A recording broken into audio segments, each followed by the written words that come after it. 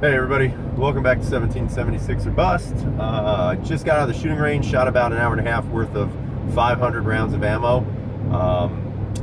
Overall, it was a really awesome day. I love shooting anytime I can get out and shoot. That's always awesome, so that's a big bonus for me. I brought 3 guns with me. I brought my Canik tp9sf Elite, which was the primary reason why I was shooting today, but I also shot the 320 and my PPQ just to compare all 3 of them and to go through them later at a later time to show you the positives and potentially negatives of all 3. Overall, the Canik performed well. It was not flawless by any means, but it performed well. Now, overall, really amazingly accurate gun. I'm not going to go too much into detail yet because I'll save it for later tonight, and I'll post that full update later. But it's extremely accurate. I mean, the gun is phenomenally accurate.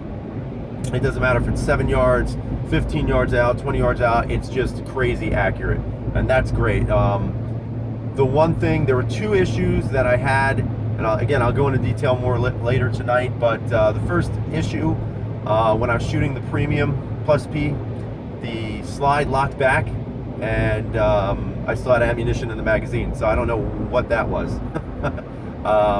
No idea why that did that. I actually caught it on video, so I'll try to incorporate that in the video tonight. But again, I don't know what the hell that was that caused that, but I have a suspicion of what actually it was, because something weird happened.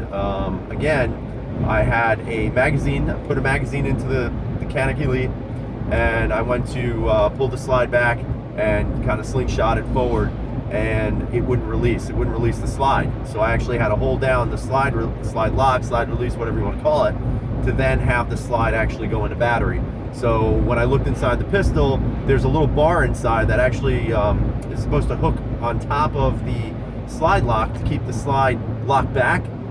And then of course when you pull the slide back, it releases the tension and the slide moves forward. Well, that bar actually pushed all the way up, so I had to put it back in, and it doesn't look like it's in the right spot. So I don't know what the hell caused that. So I'm a little annoyed by that, but again, I'll show this to you tonight so you know exactly what I'm talking about. Overall, it handled all the ammo fine. The 115 grain, it shot it, no issues, no hang-ups, no bobbles. Also, ejection-wise, it wasn't the strongest or most positive ejection from the gun, but I didn't take any to the face today, which is always, I guess, a positive.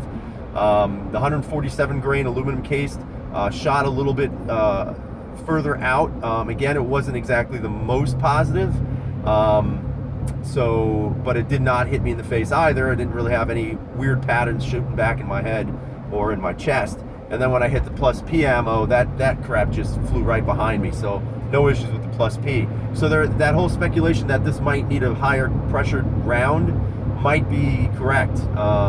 I think it's kind of ridiculous that you have to have a high pressured round, but for now it looks like that might be what the problem is. If it is, whatever. If it's not, hopefully, we'll figure it out at some point. But at this point, do I think I can carry the gun? I still don't know yet. I had no issues with it except for those 2 weird scenarios.